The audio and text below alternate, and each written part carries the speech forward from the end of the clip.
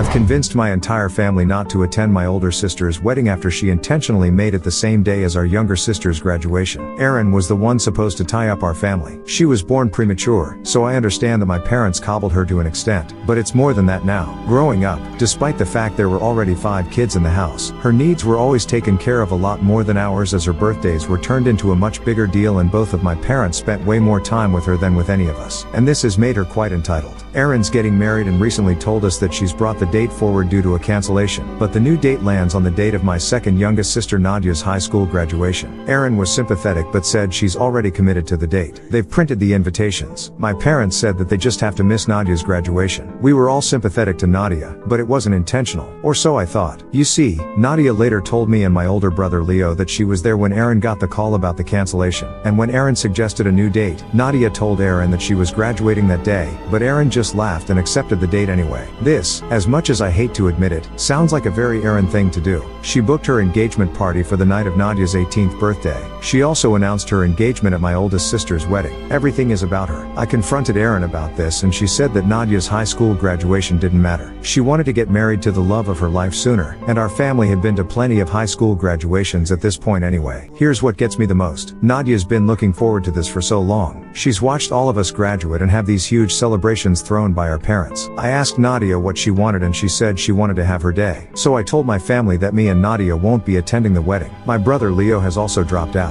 Everyone's angry. Erin's furious, and I didn't make it better by telling her that I could watch our other siblings get married since it's all the same in her eyes. Mom's trying to convince me to come to the wedding because graduation isn't as important, but I feel like if I don't do this then it sets a precedent in Nadia's life that she's always gonna mean less than Erin. I've had messages calling me an asshole, an idiot, etc. They're telling me to step up and be a good brother, but that's what I'm doing. My son is supposed to be the ring bearer, but with how my family is reacting, I'm considering pulling him out of the wedding too. My dad's told Nadia he'll take her to dinner after the wedding. Nadia's currently staying with me because mom won't stop cornering her. Update: it's been 2 days since the wedding and a lot of stuff has gone down. So last Friday, Leo and I went to speak to our parents and my golden child sister Erin. I wanted to tell them that I'd be pulling my son from the wedding. Our older siblings ended up turning up as well. So it was us 4 standing up for our younger sister Nadia. Leo had spoken to them the night before and helped them see things more clearly from Nadia's eyes. Apparently, it didn't sink in with them that Erin chose the date intentionally. There was a lot of yelling. Erin accused me of trying to sabotage her wedding. Our parents tried to convince me to let them take my son to the wedding, but I stood my ground. I felt a lot stronger with my older siblings with me. There's only 2 years between me and Erin after all. Luckily, the oldest, Lydia, was there. Her words carry more weight as the eldest, and she didn't give Erin or my parents room to argue as she told them that Erin chose the date intentionally, admitted as much in front of me and Leo, and that this was normal behavior for her. Lydia told them that if they continued to favor Erin so blatantly, the rest of us would go no contact. Our dad started yelling, not at us, but at Erin. Surprisingly, I've never seen him so angry before, and to see it directed at Erin was shocking.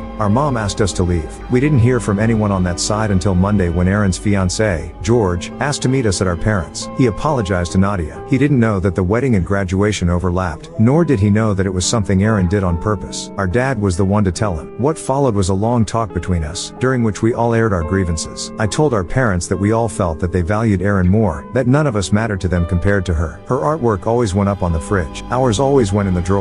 I told them that, as a parent, I could never imagine treating my child like that. Erin tried to argue. She tried to tell us that we were trying to turn her into a bad guy, trying to turn our parents against her, trying to sabotage her wedding. Our mom told her to be quiet and that it was our time to talk. George stepped in to tell us that he didn't expect us to attend the wedding, but we were welcome to attend the reception. He went so far as to say that he wished he could have canceled the wedding altogether, but it only cost him more money than he'd spent by bringing it forward. Mom's willingness to hear us outlasted less than 24 hours. By Tuesday, she was begging us to reconsider. Apparently, our feelings meant nothing in the face of Erin's dire stress and the fact that people would be questioning our absence on the big day. I haven't spoken to my mom since, but I did ask my dad to bring me some of Nadia's things because she is going to be staying with me full time. We have officially gone no contact with our mother. Dad took Nadia out for an early graduation celebration on Wednesday. They had a daddy-daughter date that I think she really needed. He apologized for a lot of things and told her he wanted to do the same with the rest of us, but Wednesday was about her. I'm happy she got that one-on-one time with him. She was happy coming home to me. In our sibling group chat, she said that she really thinks Dad is going to try to mend mend bridges with us, even if mom won't. Dad also turned up early yesterday morning to give Nadia flowers. He told her that he was proud of her. George even called while he was getting ready for his big day to congratulate Nadia, which I really appreciated. We didn't hear from mom or Aaron. Our paternal grandma ended up coming to the graduation with us. It was a great day. We didn't think about the wedding, didn't think about Aaron. We just had fun together. My son got to wear his aunt's cap and gown, and nearly drowned in the fabric. Our grandma tried on the cap too. We took photos and sent them to our dad, who posted them in a Facebook post he wrote to congratulate both Aaron on her wedding and Nadia on her graduation. And we laughed about how it must have ticked off our newly wedded sister. We went out for dinner, and we as siblings gifted Nadia money for a week away with her best friend. Things are going well right now, but I doubt Aaron will let them stay that way. It has been 5 months since all of that happened, and so much stuff has gone down. It's unbelievable. So right after their wedding, my sister Erin and her husband George went on their honeymoon, and their absence sent our mom into a frenzy. She wasn't used to having no one around. Someone was always visiting. Mostly Erin, but the rest of us would visit out of obligation, and to see our youngest sisters Nadia and Lexi. With Erin on her honeymoon, and the rest of us, no contact, mom had no visitors, and she really didn't like that. Literally, the day after Erin left, we started getting bombarded with phone calls from her. She tried convincing Nadia first, which our eldest sibling Lydia thought was a strategic move because Nadia is the more timid of all of us in this, more likely to be persuaded. When Nadia turned her down, she turned her sights on the rest of us. We all got identical phone calls with her, trying to persuade us to go visit her, to understand her, to see things from Erin's perspective. She even brought up the circumstances of Erin's premature birth and how it was a miracle that she was even here. My other brother Josh told her to do better with baby Lexi. Lydia blocked her number. When the phone calls didn't work, she started turning up at our homes. She continued spewing much of the same crap she had over the phone and before the wedding. She didn't understand what she'd done so wrong, why we were treating her like this. She called me ungrateful and disrespectful. She accused us of harboring unnecessary jealousy towards Aaron and that she loved us all equally. I didn't respond to these comments. I was just trying to prevent her from going inside and saying the same things to Nadia, who was with my partner and son in the living room. Her comments didn't deserve a response, and when she was done, I asked her to leave as calmly as I could. But truthfully, I felt a little like crying. Who wouldn't feel crappy with her mom yelling in their face like that? Trying to downplay years of pain and calling it unnecessary jealousy. My siblings and I have been let down time and time again by her and our dad ever since Aaron was born. They missed out on so many things over the years, both big and small. But we had one thing that they never missed, and we were happy with just that one thing, and that was our high school graduations. But they couldn't give that to Nadia. They missed Josh's college graduation because Aaron broke her leg. It was an accident, I get that, but they never made it up to him. They never celebrated this huge achievement afterwards, and he just had to grin and bear it. Aaron turned up to my baby shower because Aaron didn't want to go and wanted them to get their nails done together instead. But our jealousy is unnecessary. Asking her to leave made her switch tactics though, and she started calling out for my son, trying to coax him to go to her and telling me that she had a right to see her grandson. My partner stepped in then because she was seething and took my place at the door. Mom yelled some more, but she left when my partner threatened to call the cops. Mom repeated this song and danced with my older siblings, but similarly got nowhere with them. Then came the Facebook posts, indirect rants about ungrateful people,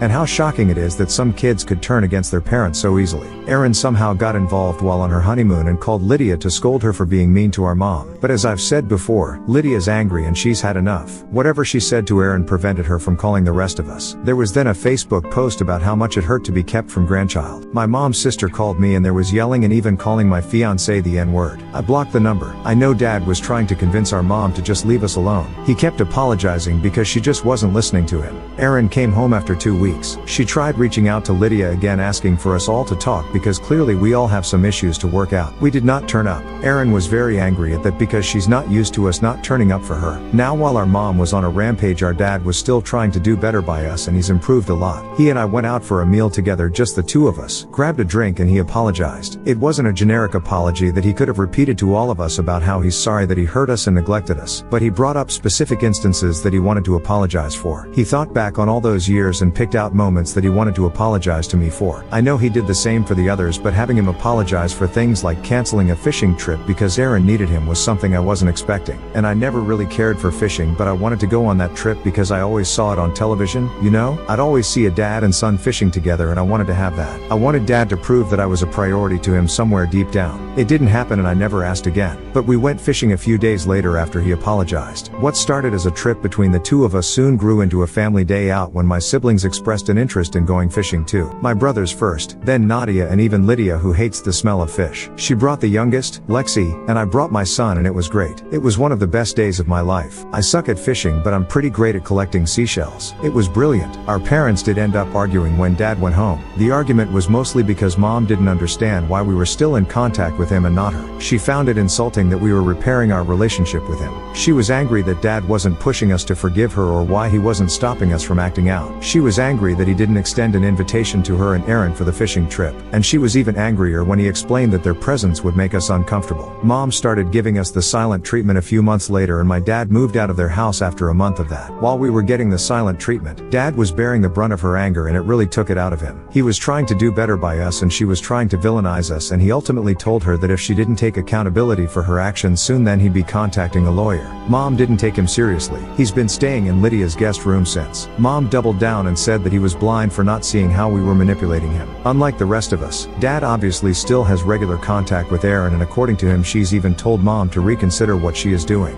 Unsurprisingly, Aaron's involvement is what got Mom to relent. I'm not sure if she's thinking about how she's treated us or if she's silently stewing.